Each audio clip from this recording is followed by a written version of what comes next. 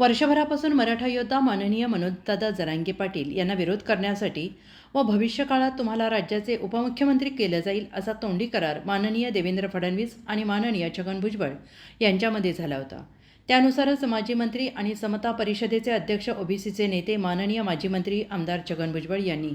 ओबीसींना एकत्र करून ओबीसीचे नेतृत्व करावे आणि मनोजदादा जरांगे यांना आव्हान देत राहावे। भविष्यात उपमुख्यमंत्री करणार या लाभापोटी माननीय छगन भुजबळ साहेब यांनी मराठा समाज व मनोजदादा जरांगे पाटील यांना अंगावर घेतलं। परंतु ईव्हीएमच्या जोरावर आलेल्या महायुती सरकारमध्ये राष्ट्रवादी काँग्रेस पार्टीचे अध्यक्ष अजितदादा पवार गटाकडून मंत्रिमंडळामध्ये वरिष्ठ नेते मधून माननीय छगन भुजबळ यांचं नाव दिलं होतं। परंतु मुख्यमंत्री देवेंद्र फडणवीस यांनी ओबीसी समाज आणि मराठा समाज यांच्यामध्ये कायम अशांतता, कटुता, तिरस्कार निर्माण व्हावा यासाठी माननीय छगन भुजबळ यांना मंत्रिमंडळात अजितदादांनी दिलेले नाव काढून टाकले। तसेच त्यांनी राष्ट्रवादी काँग्रेस पार्टी अजितदादा पवार गटातून बाहेर पडून स्वतःचा पक्ष काढावा किंवा भाजपमध्ये यावे आणि सर्व ओबीसी समाजाला एकत्र करून मराठा समाजाच्या विरोधात कायम लढत राहावे यासाठी मुख्यमंत्री देवेंद्र फडणवीस यांनी माननीय छगन भुजबळ यांना मंत्रिमंडळात स्थान दिले नाही, अशी माहिती राज्य प्रवक्ते माननीय संतोष पाटील यांनी घेतलेल्या पत्रकार बैठकीमध्ये दिली आहे। 1 वर्षापासून मराठा योद्धा माननीय मनोजदादा जरांगे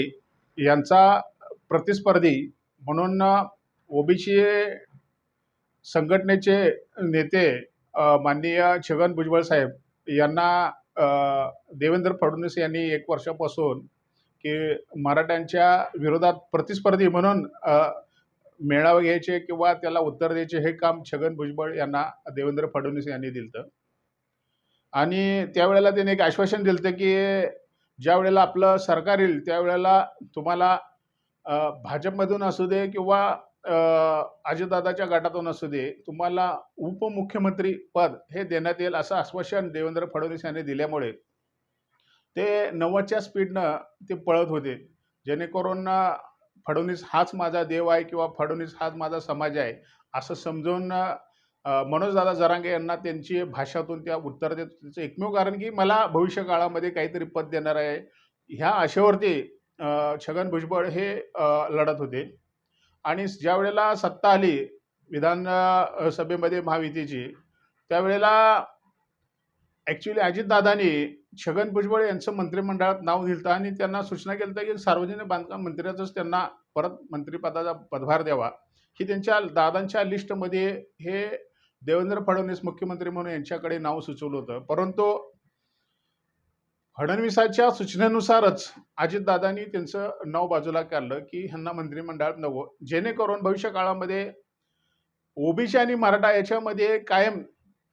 हे वातावरण तापलं पाहिजे, वातावरण चिघळलं पाहिजे, जेणेकरून परिस्थिती हाताखालची गेली पाहिजे, म्हणजे वेगळी परिस्थिती निर्माण झाली पाहिजे, जेणेकरून भविष्यकाळामध्ये छगन भुजबळ यांची फडणवीसनं ढाल करायचं ठरवलं होतं। त्या पद्धतीने त्यांचं मंत्रिमंडळात अजितदादांनी दिलेलं नाव बाजूला केलं, जेणेकरून भविष्यकाळामध्ये परत मराठा आणि ओबीसी समाज अंतर्गत वाद चालू ठेवायचा याच्या एकमेव कारणामुळे